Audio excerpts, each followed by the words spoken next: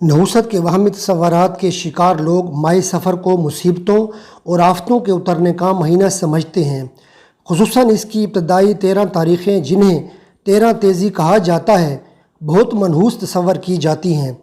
وہمی لوگوں کا یہ ذہن بنا ہوتا ہے کہ سفر کے مہینے میں نیا کاروبار شروع نہیں کرنا چاہیے، نقصان کا خطرہ ہے، سفر کرنے سے بچنا چاہیے، ایکسیڈنٹ کا اندیشہ ہے، شادیاں نہ کریں، بچیوں کی رخصتی نہ کریں، گھر برباد ہونے کا امکان ہے۔ ایسے لوگ بڑا کاروباری لین دین نہیں کرتے، گھر سے باہر آمد و رفت میں کمی کر دیتے ہیں، اس گمان کے ساتھ کہ آفات نازل ہو رہی ہے اپنے گھر کے ایک ایک برتن کو اور سامان کو خوب جھاڑتے ہیں۔ اسی طرح اگر کسی کے گھر میں اس ماہ میں میت ہو جائے تو اسے منحوس سمجھتے ہیں، اور اگر اس گھرانے میں اپنے لڑکے یا لڑکی کی نسبت طے ہوئی ہو تو اس کو توڑ دیتے ہیں۔ 13 تیزی کے عنوان سے سفید چنے یعنی قابلی چنے کی نیاز بھی دی جاتی ہے۔ نیاز فاتحہ کرنا مستحب و باعث ثواب ہے اور ہر طرح کے رزق حلال پر ہر ماہ کی ہر تاریخ کو دی جا سکتی ہے، لیکن یہ سمجھنا کہ اگر 13 تیزی کی فاتحہ نہ دی اور سفید چنے پکا کر تقسیم نہ کیے تو گھر کے کمانے والے افراد کا روزگار متاثر ہوگا، یہ بے بنیاد خیالات ہیں۔ عمدۃ القاری میں ہے کہ دور جاہلیت یعنی اسلام سے پہلے بھی ماہ سفر کے بارے میں لوگ اسی قسم کے واہمی خیالات رکھا کرتے تھے کہ اس مہینے میں مصیبتیں اور آفتیں بہت ہوتی ہیں، چنانچہ وہ لوگ ماہ سفر کے آنے کو منحوس خیال کیا کرتے تھے۔ عرب لوگ حرمت کی وجہ سے 3 ماہ ذوالقعدہ، ذوالحجہ اور محرم میں جنگ و جدل اور لوٹ مار سے باز رہتے اور انتظار کرتے کہ یہ پابندیاں ختم ہوں تو وہ نکلیں اور لوٹ مار کریں، لہذا سفر شروع ہوتے ہی وہ لوٹ مار، راہ زنی اور جنگ و جدل کے ارادے سے جب گھروں سے نکلتے تو ان کے گھر خالی رہ جاتے۔ اسی وجہ سے کہا جاتا ہے سفر المکان، مکان خالی ہو گیا۔ جب عربوں نے دیکھا کہ اس مہینے میں لوگ قتل ہوتے ہیں اور گھر برباد یا خالی ہو جاتے ہیں تو انہوں نے اس سے یہ شگون لیا کہ یہ مہینہ ہمارے لیے منحوس ہے، اور گھروں کی بربادی اور ویرانی کی اصل وجہ پر غور نہیں کیا، نہ اپنے عمل کی خرابی کا احساس کیا، اور نہ ہی لڑائی جھگڑے اور جنگ و جدال سے خود کو باز رکھا، بلکہ اس مہینے کو ہی منحوس ٹھہرا دیا۔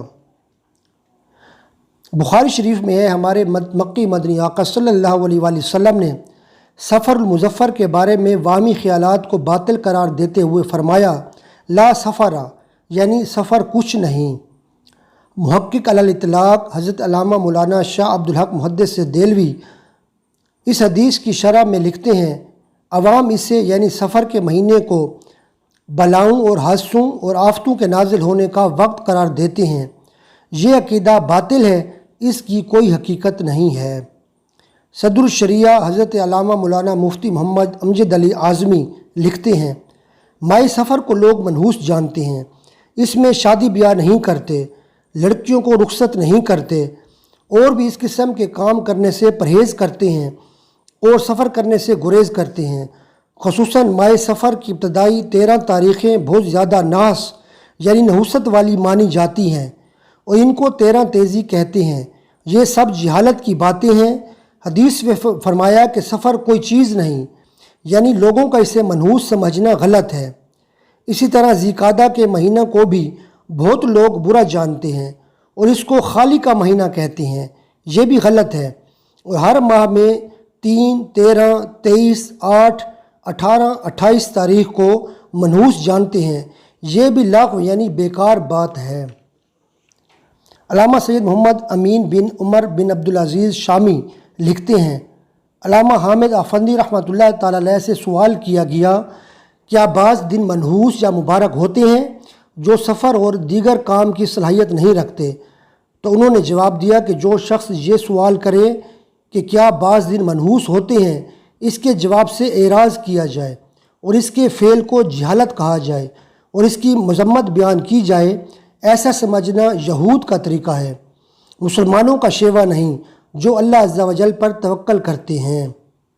پیارے دوستو، کوئی وقت برکت والا اور عظمت و فضیلت والا تو ہو سکتا ہے جیسے ماہ رمضان، ربیع الاول، جمعۃ المبارک وغیرہ، مگر کوئی مہینہ یا دن منحوس نہیں ہو سکتا۔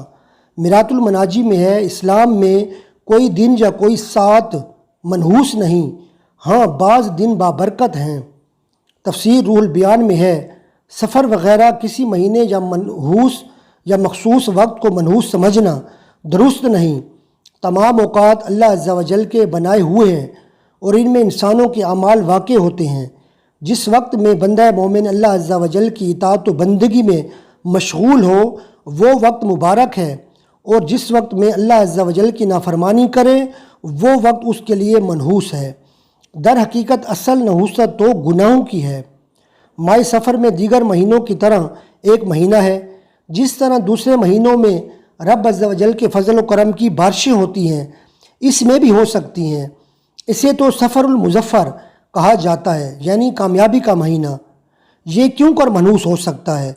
اب اگر کوئی شخص اس مہینہ میں احکام شرع کا پابند رہا، نیکیاں کرتا اور گناہوں سے بچتا رہا تو یہ مہینہ یقیناً اس کے لیے مبارک ہے، اور اگر کسی بد کردار نے یہ مہینہ بھی گناہوں میں گزارا، جائز و ناجائز اور حلال و حرام کا خیال نہ رکھا، تو اس کی بربادی کے لیے گناہوں کی نحوست ہی کافی ہے۔ اب ماہ سفر ہو یا کسی بھی مہینے کا سیکنڈ، منٹ یا گھنٹہ، اگر اسے کوئی مصیبت پہنچتی ہے تو یہ اس کی شامت اعمال کا نتیجہ ہے۔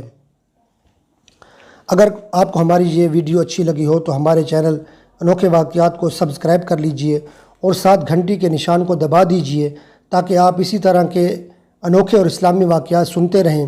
اللہ تعالیٰ آپ کو اور ہمیں دونوں جہانوں کی بھلائیاں نصیب فرمائے۔